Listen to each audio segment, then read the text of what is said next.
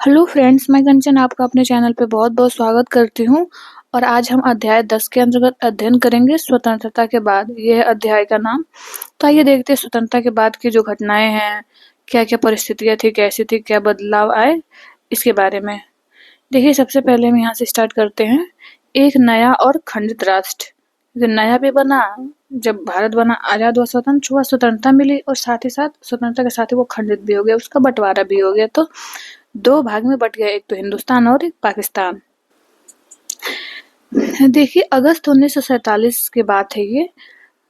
जब 1947 में जब भारत आज़ाद हुआ तो उसके सामने कई बड़ी चुनौतियाँ थी। जैसे बँटवारे की वजह से 80 लाख शरणार्थी पाकिस्तान से भारत आ गए, क्योंकि इधर की जनसंख्या उधर, उधर की जनसंख्या इधर। प्रवासित होने में शरणार्थियों को बहुत ज़्यादा समस्या हुआ था। इन लोगों के लिए रहने का इंतज़ाम करना, उन्हें रोज़गार देना भी ज़रूरी था। इसके बाद रियासतों की समस्या थी। तकरीबन जो 500 रियासतें थी, ये राजाओं या नवाबों के शासन में चल रही थीं। और इन सभी को नए राष्ट्र में शामिल होने के लिए तैयार करना एक टेढ़ा-मेढ़ा भी काम था। शरणार्थियों और रियासतों की समस्या पर फौरन ध्यान देना लाजिम था। लंबे दौर में देखें तो इस नवजात राष्ट्र को एक ऐसी राजनीतिक व्यवस्था भी विकसित करनी थी, जो यहाँ के लोगों की आशाओं और आकांक्षाओं को सबसे अच्छी तरह से व्यक्त कर सके। क्योंकि अब तो अंग्रेज चले गए थे, तो अब इसकी बागडोर सारे जो राजनीतिक कार्य हो, प्रशासनिक हो, सब भारत को ही देखना था। ये जो चित्र है, ये इलाहाबाद में महात्मा गांधी की अस्थियों का विसर्जन फरवरी 1948, क्योंकि 1948 में उनकी मृत्यु हो जाती है, तो ये यहाँ पे इलाहाबाद में किया जा रहा है उनकी अस्थियों का विसर्जन। उस समय के ये चित्र है। आगे हम देखते हैं कि देखिए 1947 में भारत की आबादी काफी बड़ी थी, तकरीबन 34.5 करोड़, यानी लगभग 34.5-35 करोड़ मान सकते हैं। इतनी आबादी थी और आपस में बटी हुई थी। इसमें ऊंची जाति और नीची जाति दो, क्योंकि जाति व्यवस्था भी बहुत मजबूत रही है भारत में, तो उस समय भी जो पूरा आबादी थी, जनसंख्या थी, समाज था, 2 भागों में ऊंची जाति और नीची जाति में बटी हुई थी। बहुल हिंदू समुदाय और अन्य धर्म को मानने वाले भारतीय थे, अधिकांशतः भारतीय थे, और इस विशाल देश के लोग तरह तरह की भाषाएं भी बोलते थे। उनके पहनावे में भारी फर्क था, उनके खान पान में, काम धंधों में भी भारी भिन्नता हमें देखने को मिलती थी।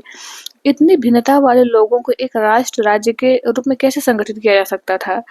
एकता की समस्या के साथ में देखें तो विकास भी एक बड़ी समस्या थी। स्वतंत्रता के समय भारत की एक विशाल संख्या गांवों में रहती थी। आजीविका के लिए किसान और काश्तकार बारिश पर निर्भर रहते थे। यही स्थिति अर्थव्यवस्था के गैर कृषि क्षेत्रों की थी।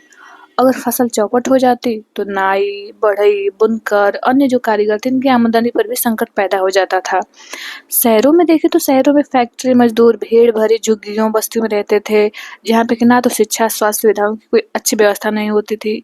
और इस विशाल आबादी को गरीबी के चंगुल से निकालने के लिए न केवल खेती की उपज बढ़ाना, ये नहीं था कि सिर्फ खेती की उपज बढ़ा देंगे तो सारी चीजें सही हो जाएंगी, बल्कि हमें नए उद्योगों का भी निर्माण करना था, जिससे कि जो लोग हैं, जो बेरोजगार, उनको रोजगार मिल सके। एकता और विकास की प्रक्रियाओं के साथ साथ चलना था। यानी एक, क्योंकि विविधता बहुत ज़्यादा थी हर चीज़ को लेकर, तो विकास को एकता के साथ ऐसा विकास किया जाए ताकि सब लोग एकजुट होकर के मिलकर रहें, उस विकास में सहभागिता निभाएं अपने। अगर भारत के विभिन्न तबकों के बीच मौजूद मतभेदों को दूर न किया जाता तो वे हिंसक और बहुत खतरनाक टकराव का रूप ले सकते थे। लिहाजा ऐसे टकराव देश के लिए महंगे भी पड़ते थे। कहीं ऊंची जाति, कहीं नीची जाति के बीच, कहीं हिंदू व मुसलमानों के बीच, तो कहीं किसी और वजह से तनाव की आशंका बनी हुई थी। दूसरी तरफ देखें तो अगर आर्थिक विकास के लाभ आबादी के बड़े हिस्से को नहीं मिलते हैं तो ज्यादा भेदभाव पैदा हो सकता था। ऐसी स्थिति में अमीर और गरीब, शहर और देहात, संपन्न और पिछड़े इलाके हैं, इनमें फर्क पैदा हो सकता था। नए संविधान की रचना जब बात आती है तो देखिए, जब नए संविधान की रचना होती है तो दिसंबर 1946 से नवंबर 1949, यानी इतने समय लगता है। दिसंबर 1946 से नवंबर 1949 के बीच तकरीबन 300 भारतीयों ने देश के राजनीतिक भविष्य के बारे में लंबा विचार विमर्श किया। यद्यपि यानी इस संविधान सभा की बैठकें नई दिल्ली में आयोजित की जा रही थी। संविधान सभा बनाने के लिए जो बैठकें आयोजित की जाती थी तो दिल्ली में ही की जाती थी। इसके साथ ही इसके सदस्य पूरे देश में फैले हुए थे और भी बहुत सारी राजनीतिक पार्टियों के प्रतिनिधि थे। भिन्न भिन्न राजनीतिक पार्टियों से थे वे लोग। इन्हीं चर्चाओं के फलस्वरूप भारत का संविधान लिखा गया, जिसे 26 जनवरी 1950 को लागू किया गया, भारत के संविधान को। यदि हम अपने संविधान की बात देखें तो एक खासियत क्या है कि उसमें सार्वभौमिक वयस्क मताधिकार का प्रावधान किया गया, यानी वयस्क मताधिकार होगा। इसका मतलब कि 21 साल से ज़्यादा उम्र के सभी भारतीयों को प्रांतीय और राष्ट्रीय चुनाव में वोट देने का अधिकार था। यानी उस समय था, बाद में फिर ये आयु घटा करके 18 वर्ष कर दी गई। यह एक क्रांतिकारी कदम था। इससे पहले कभी भी भारतीयों को खुद अपने नेता चुनने का अधिकार नहीं मिला था। ब्रिटेन और अमेरिका जैसे अन्य देशों की जनता को यह अधिकार टुकड़ों-टुकड़ों में मिला था, और इसके पहले भारत को भी ये अधिकार नहीं था कि अपने नेता को खुद चुन सके। संविधान में हमें ये अधिकार मिला संविधान के द्वारा। तो ये जो चित्र है, ये है संविधान के उद्देश्यों पर रोशनी डालने वाले प्रस्ताव को पढ़ते हुए जवाहरलाल नेहरू ने जो प्रस्तावना है वो जवाहरलाल नेहरू ने प्रस्तुत की थी। तो यही उसका परिदृश्य यहाँ पे दिखाया गया है। आगे देखते हैं। देखिए, वहाँ सबसे पहले संपन्न पुरुषों को वोट देने का अधिकार था, जैसे कि हो गया, अमेरिका हो गया।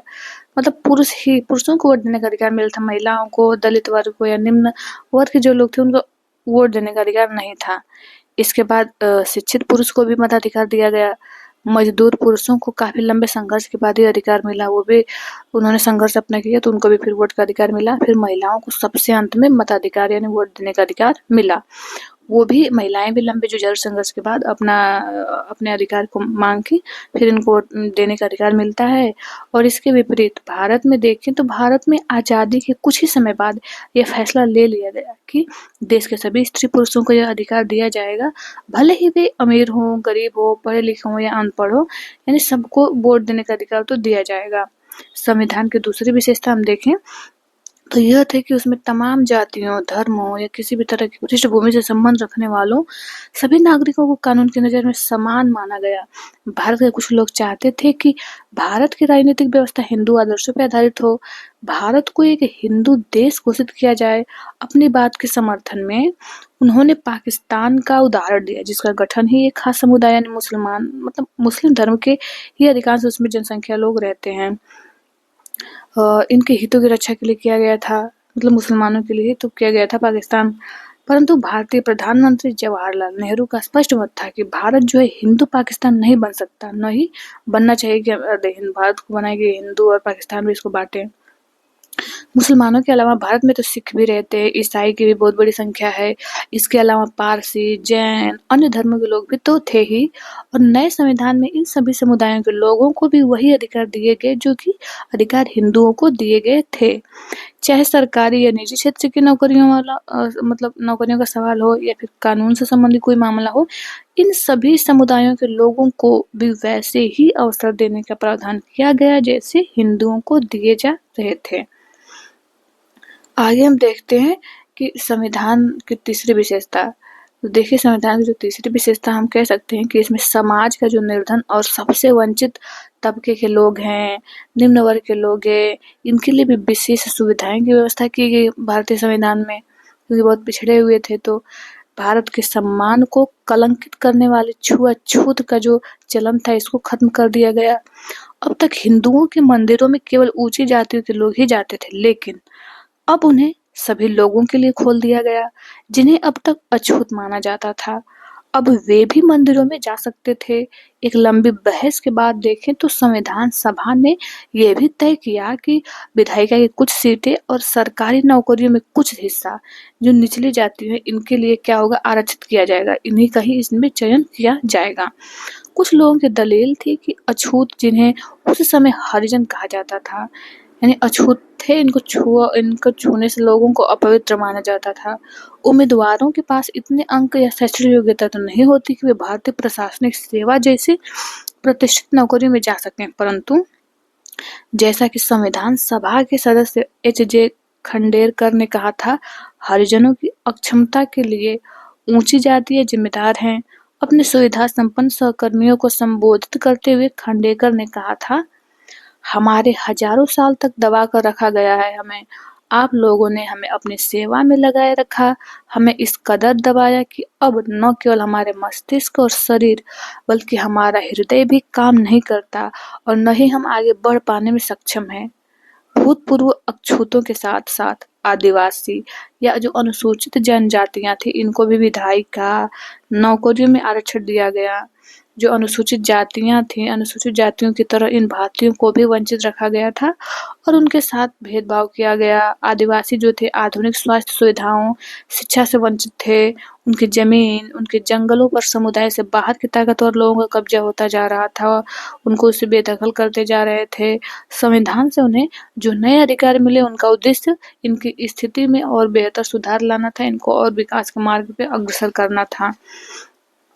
आगे हम देखते हैं कि संविधान सभा के जो भी सदस्य थे, सबने केंद्र और राज्य सरकारों की शक्तियों और अधिकारों के बंटवारे पे भी लंबी चर्चा की।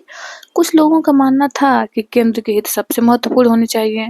उनका कहना था कि यदि केंद्र मजबूत होगा, तभी वो पूरे देश की उन्नति के लिए सोचने और योजना बनाने में सक्षम होगा। कई अन्य सदस्यों का मानना था कि राज्यों को ज़्यादा स्वायत्तता और आज़ादी मिलनी चाहिए।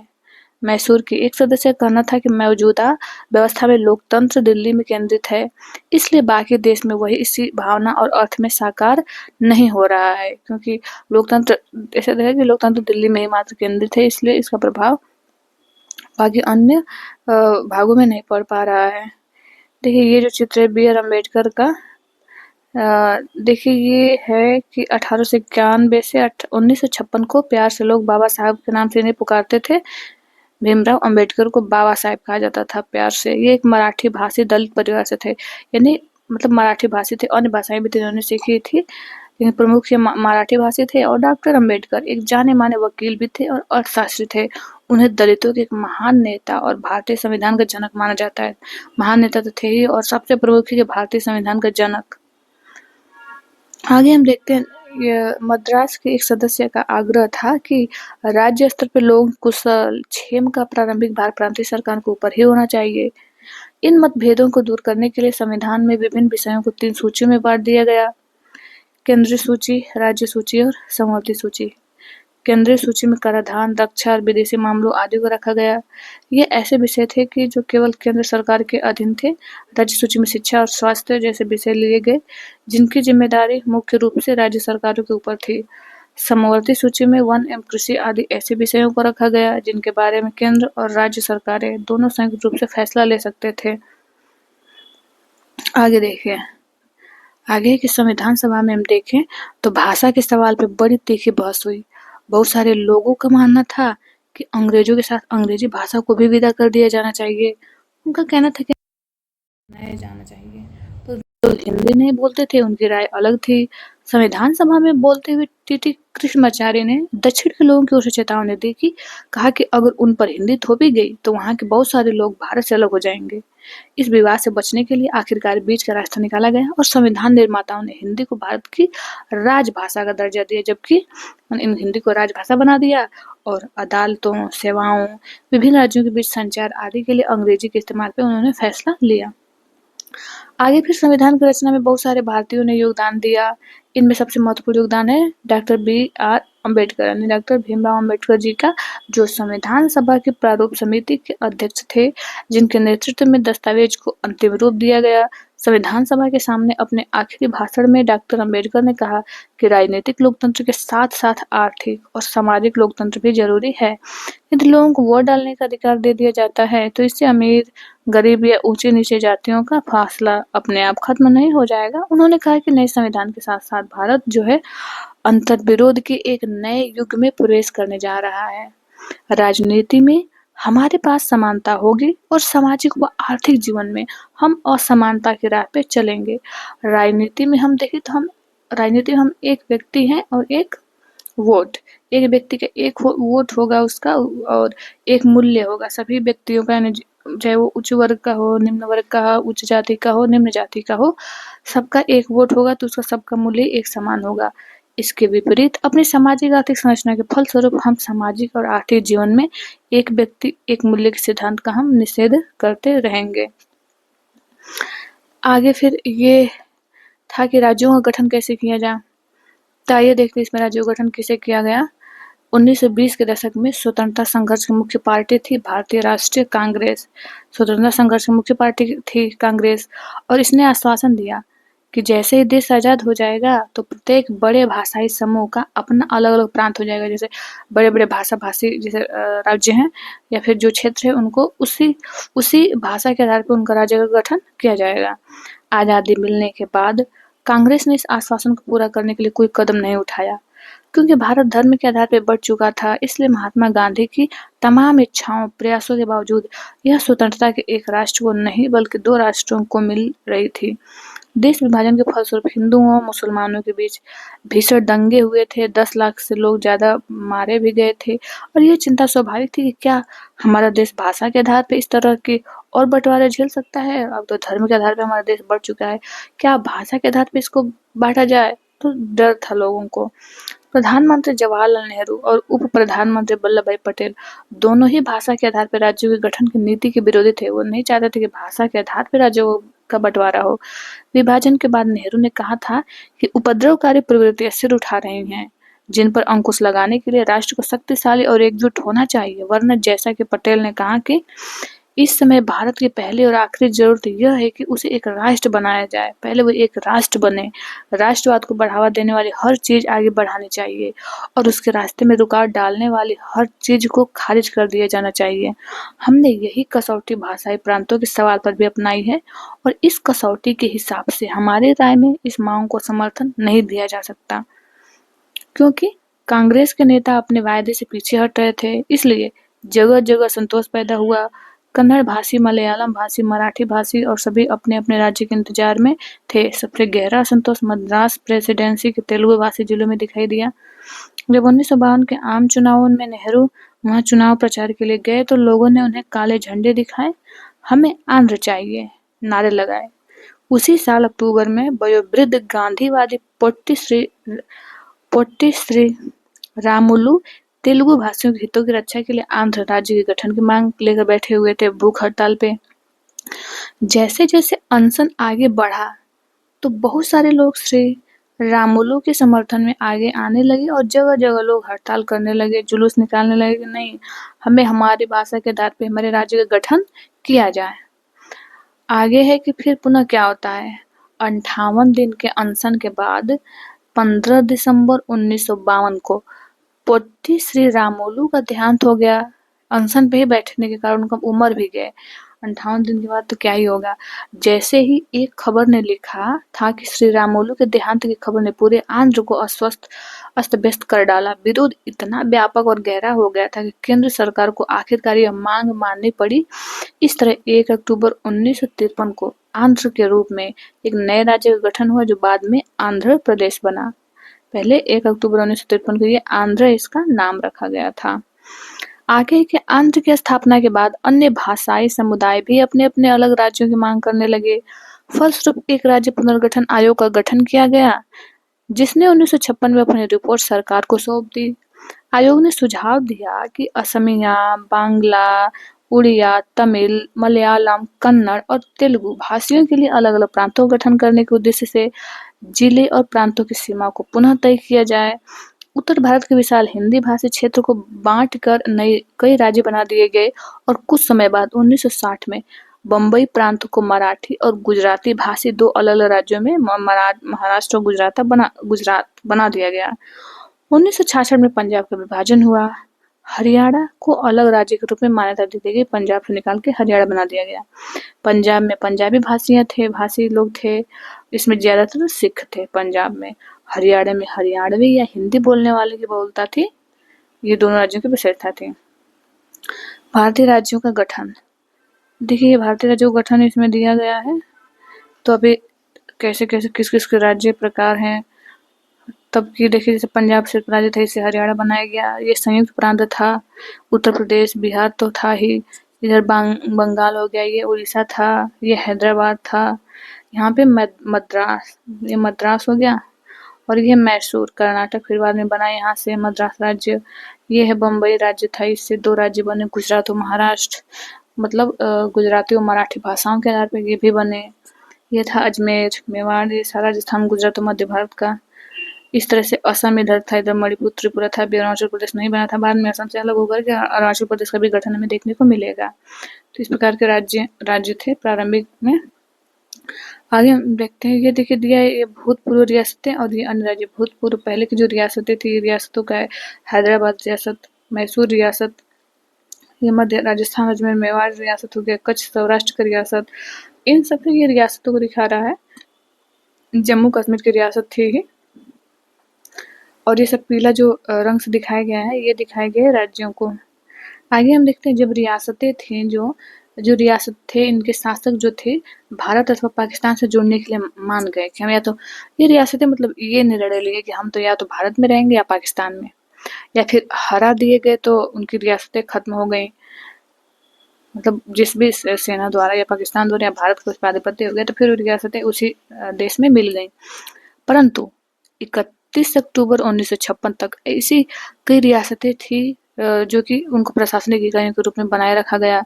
इसलिए 1947 से 48 से 31 अक्टूबर 1956 की कालावधि के लिए इन्हें भूतपूर्व रियासत भी कहा गया। आगे हम देखते हैं। देखिए ये जो चित्र है, ये महानदी के पानी को रोकने के लिए बनाया गया पुल है। ये पुल बांध का विकास किया गया स्वतंत्र भारत में। विकास परियोजनाएं, देखिए राज्य, राज्य शब्द जो है, राज्य तो सब लोग जानते हैं, राज्य यानी सरकार से संबंधित है। राज्य शब्द का अर्थ होता है देश के विभिन्न राज्यों या प्रांतों से नहीं। यानी यहाँ पे देखिए जो राज्य है, ये एक राष्ट्र को भी राज्य के रूप में हम देखते हैं, जिसको जो कि संप्रभु होता है। और ये जैसे राज्य को तो इसमें देखा जाते हैं, हम प्रांतों के रूप में भी देखते हैं, लेकिन राज्य क्या हो सकता है, ये सरकार से संबंधित होता है, सरकार खुद ही स्वयं सरकार होती है। आगे हम देखते हैं विकास की योजनाएं।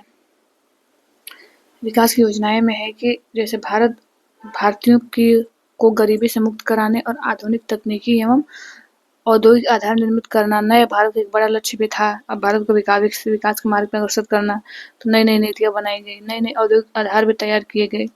1950 में सरकार ने आर्थिक विकास के लिए नीतियां बनाने और उनको लागू करने के लिए एक योजना बनाया, योजना आयोग। ये बहुत महत्वपूर्ण था, योजना आयोग, जिसका कि वर्तमान में नीति आयोग नाम कर दिया गया है। इसका गठन किया गया 1950 में। इस बारे में ज्यादातर सहमति थी कि भारत जो है मिश्रित अर्थव्यवस्था के रास्ते पे चलेगा, ना कि पूंजीवादी रहेगा, ये रहेगा मिश्रितवादी। यहाँ राज्य और निजी क्षेत्र दोनों ही उत्पादन बढ़ाने और रोजगार पैदा करने में महत्वपूर्ण है। यानी प्राइवेट सेक्टर भी होगा और गवर्नमेंट सेक्टर भी होगा। परस्पर पूरक भूमिका दोनों अदा करेंगे, मिलजुल कर कार्य करेंगे और मिश्रित अर्थव्यवस्था को आगे बढ़ाएंगे।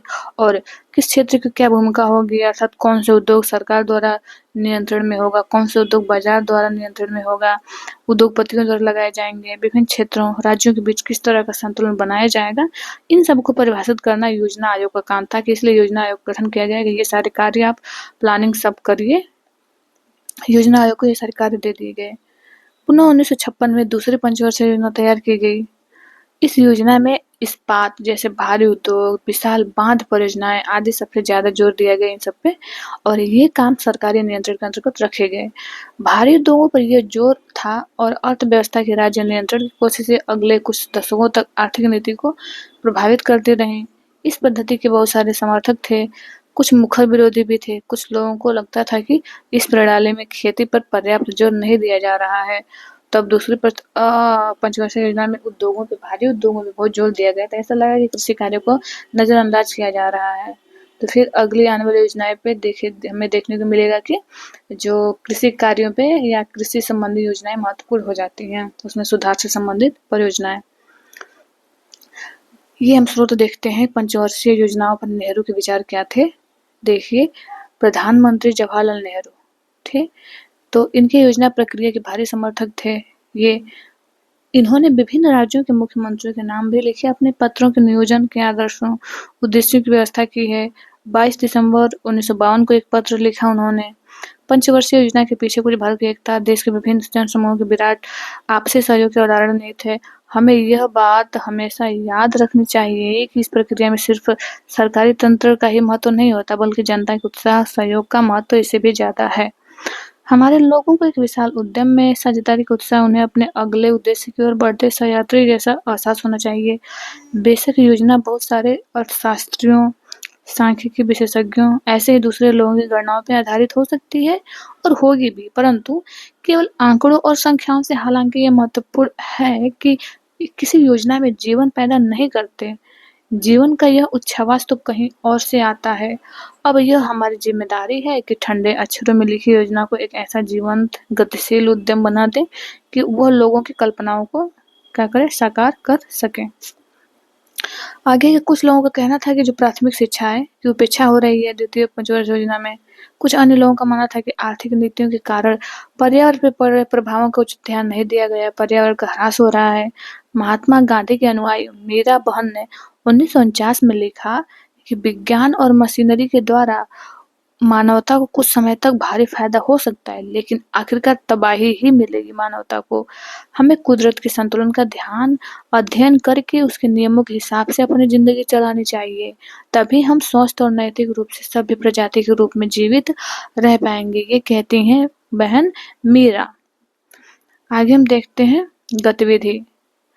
गतिविधि को हम नहीं देखते हैं। ये जो देखिए यहाँ पे जो चित्र है, भिलाई इस्पात संयंत्र में जवाहरलाल नेहरू ये मीटिंग कर रहे हैं लोग। इसमें है कि भिलाई स्थित इस्पात कारखाने की स्थापना कब होती है? 1959 में तत्कालीन सोवियत संघ की सहायता से की गई। भिलाई यानी जो छत्तीसगढ़ में किया गया था। और छत्तीसगढ़ के पिछड़े ग्रामीण इलाके में स्थित यह कारखाना आधुनिक भारत के विकास का एक महत्वपूर्ण प्रतीक भी बन गया है। तो ये यहाँ पे इसमें मिलजुल रहे हैं लोग भिलाई इस्पात कारखाना के परिप्रेक्ष्य में। और ये सोवियत संघ की सहायता से जो भिलाई इस्पात कारखाना है हमारा स्थापित किया गया था। देखिए ये है एक स्वतंत्र विदेश नीति की चाह। इसमें क्या है देखते हैं। देखिए जिस समय भारत को आज़ादी मिली तब तक दूसरे विश्व युद्ध की तबाही को कुछ ही समय हुआ था और 1945 में गठित की गई नई अंतर्राष्ट्रीय संस्था संयुक्त राष्ट्र भी नई गठित की गई थी। 1945 में ही तो बने थे, 2 साल हुए थे इसे बने, और अभी अपने शैशव काल में ही थी। 1950 और 1960 के दशकों में शीत युद्ध का भी उदय हुआ।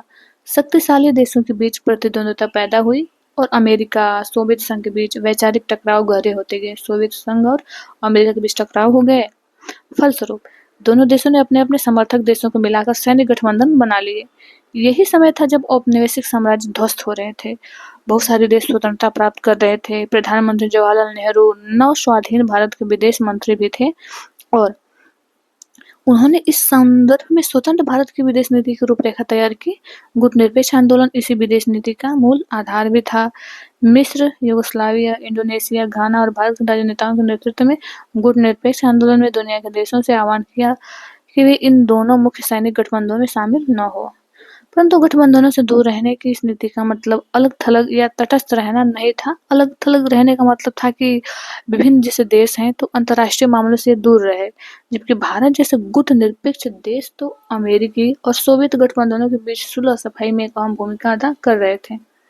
इन देशों ने युद्ध के टालने के प्रयास किए, अक्सर युद्ध के खिलाफ मानवतावादी नैतिक रवैया अपनाया है भारत ने, परंतु विभिन्न कारणों से भारत सहित बहुत सारे गुटनिरपेक्ष देशों को युद्ध का सामना करना पड़ा है। भले इन्होंने नैतिक मानवतावादी विचार दिए, नैतिक रवैया अपनाए, लेकिन किसी न किसी परिस्थितियों की वजह से इन लोगों को युद्ध का सामना तो करना ही पड़ा है।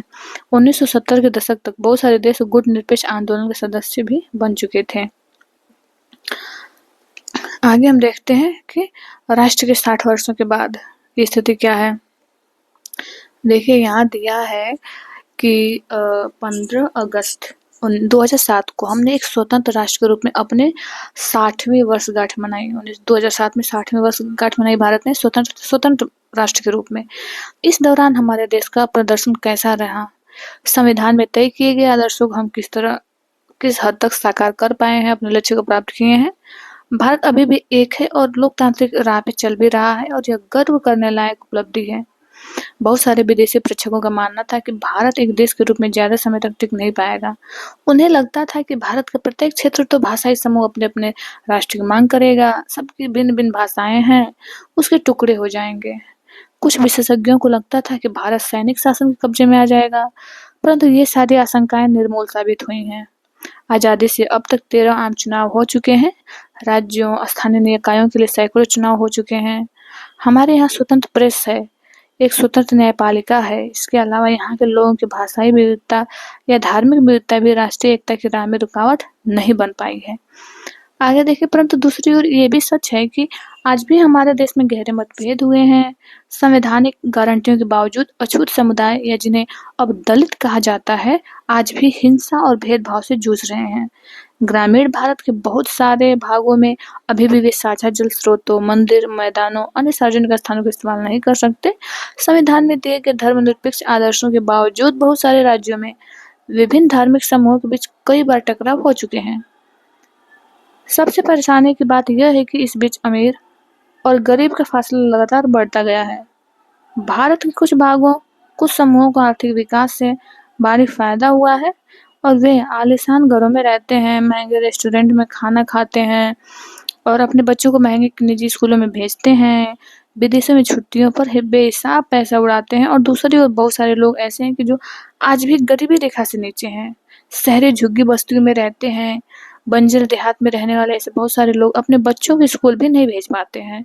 हमारा संविधान कानून की नज़र में सबको बराबर मानता है, लेकिन असली ज़िंदगी में कुछ भारतीय औरों के मुकाबले ज़्यादा बराबर हैं। स्वतंत्रता के समय तय की गई कसौटियों के हिसाब से देखें तो भारतीय गणतंत्र बहुत बड़ी सफलता का दावा नहीं कर सकता, लेकिन यह भी सच है कि वह विफल भी नहीं हुआ है। बहुत बड़े गणतंत्र तो नहीं है, लेकिन विफल जितनी उम्मीद की गई थी कि विफल हो जाएगा, टुकड़ों-टुकड़ों में बँट जाएगा भारत, बट ऐसी कोई स्थिति नहीं हुई। ये देखिए, ये धरावी जो है मुंबई का एक मलिन बस्ती है जो एशिया का कह सकते हैं कि सबसे बड़ी झुग्गी है बस्तियों में से एक है और ये चित्र है धरावी का। स्पष्ट नहीं दिख रहा है, हम आगे चलते हैं। हम देखते हैं श्रीलंका में क्या हुआ। श्रीलंका की स्थिति पे नज़र डालते हैं थोड़ा। देखिए, इसमें दिया है कि 1956 में जिस समय भारत में भाषा के आधार पर राष्ट्रों का पुनर्गठन किया जा रहा था, 1956 में अब पूरे जिस भाषा में जिस क्षेत्र में लोग जिस भाषा के थे, अब उसी भाषा के आधार पे उस राज्य की सबने मांग स्टार्ट कर दी। उसी समय श्रीलंका तत्कालीन नाम सिलोन था, तब श्रीलंका को सिलोन के नाम से जाना जाता था। उसकी संसद ने एक कानून पारित करके सिंहला भाषा को देश की राजभाषा का दर्जा दे दिया। इस कानून के जरिए सिंहला भाषा को सभी सरकारी स्कूलों, कॉलेजों, सरकारी परीक्षाओं, अदालतों की भाषा बना दिया गया। श्रीलंका के उत्तर में रहने वाले तमिल भाषी जो अल्पसंख्यक थे, इस कानून का विरोध किया। एक तमिल सांसद ने कहा कि जब आप मुझसे मेरी भाषा छीन लेते हैं तो आप मेरा सब कुछ मुझसे छीन लेते हैं। एक और नेता ने चेतावनी दी कि आप सिलोन में बांटना चाहते हैं, निश्चिंत रहिए, मैं आश्वासन देता हूँ कि आपको एक विभाजित सिलोन ही मिलेगा। सिंघली भाषी एक विपक्षी सदस्य ने कहा कि अगर सरकार अपना रुख नहीं बदलती है और इस कानून पे अड़ी रहती है तो इस छोटे से देश में से 2 फुट यानी टूटे-फूटे तक स्वतंत्र देश पैदा हो जाएगा। यानी आपने सिलोन को दे दिया राष्ट्रभाषा, अब हमारे भाषा का क्या होगा? सारी भाषाएँ उसी में सारे एग्ज़ाम आप कराएँगे, काले सरकारी परीक्षा में सारे सिलोन भाषा चलेगी, अदालतों में यही चलेगी, तो फिर आपने तो हमारी भाषा को कोई ध्यान ही नहीं दिया, हमसे सारी चीज़ें छीन ली, तो ये फिर विरोध होने लगा कि ऐसा यदि होता है तो फिर श्रीलंका का भी बँटवारा हो जाएगा। पिछले कई दशकों से श्रीलंका में गृह युद्ध चल रहे हैं। इसी कारण पैदा हुआ कि वहाँ के तमिल भाषी जो अल्पसंख्यक थे, उन पे भी सिंहली भाषा थोप दी जा रही थी। और एक अन्य दक्षिण एशियाई देश जैसे कि पाकिस्तान भी इसलिए 2 टुकड़े में बँट गया था, क्योंकि पूर्वी पाकिस्तान के बंगला भाषी लोगों को लगता था कि पाकिस्तान में उनकी भाषा को दबाया जा रहा है, पाकिस्तानी भाषा थोपी जा रही है, इसलिए हम देखें तो बांग्लादेश उससे अलग होकर के बांग्लादेश बन गया, पूर्वी पाकिस्तान। इसके विपरीत भारत एकीकृत राष्ट्र के रूप में कायम रहा है, कुछ हद तक इसलिए कि यहाँ बहुत सारी क्षेत्रीय भाषाओं को फलने-फूलने का मौका दिया गया। अगर हिंदी को उसी तरह दक्षिणी भारत पे थोप दिया जाता, जिस तरह पूर्वी पाकिस्तान पे उर्दू या उत्तरी श्रीलंका का सिंहला भाषा को थोप दिया गया था, तो शायद भारत भी गृह युद्ध में उलझ जाता, बिखर जाता, सच में भारत के टुकड़े होते। लेकिन भारत ने सभी भाषाओं का आदर किया, सम्मान किया, सबको स्थान दिया, सबको फलने-फूलने का मौका दिया। जवाहरलाल नेहरू और सरदार पटेल की आशंकाओं को निर्मूल साबित करते हुए भाषाई राज्यों ने भारत की एकता के लिए अभी खतरा पैदा नहीं किया, बल्कि उन्होंने इस एकता को और गहराई दी। इससे पता चलता है कि जब एक बार अपने भाषा के दबने का भय खत्म हो जाता है, तो विभिन्न भाषाई समूह एक विशाल राष्ट्र के अंग के रूप में सहज आगे बढ़ने लगते हैं। मानते हैं कि नहीं, ये मेरा देश है, हमें इसके प्रति रहना है, ईमानदार रहना है, इसके विकास में योगदान देना है, क्योंकि जब उनको स्वतंत्रता मिलेगी, उनको अपनी भाषा बोलने दी जाएगी, उनके अपने भाषाओं में बढ़ने का उनको मार्ग प्रशस्त किया जाएगा, तो फिर वो भी राष्ट्र के लिए अपना सर्वस्व बलिदान करने के लिए आगे बढ़े रहेंगे। तो इस तरह से भारत का नहीं हुआ फिर विभाजन। ये देखिए चित्र दिया है कि बंदूक लिए हुए तमिल उग्रवादी श्रीलंका में गृह युद्ध का प्रतीक, यानी गृह युद्ध हुआ, ये भाषा को लेकर गृह युद्ध छेड़ा कि तमिल भाषियों की भाषाओं को दबाया जाएगा, फिर गृह युद्ध होगा, या फिर दोनों हो सकता है श्रीलंका भी बटे। तो हम मिलते हैं अब नेक्स्ट वीडियो में। आपसे हम्बल रिक्वेस्ट है कि इस चैनल को सब्सक्राइब करें और अपने दोस्तों को शेयर करें। ये वीडियो देखने के लिए आप लोगों का बहुत बहुत धन्यवाद।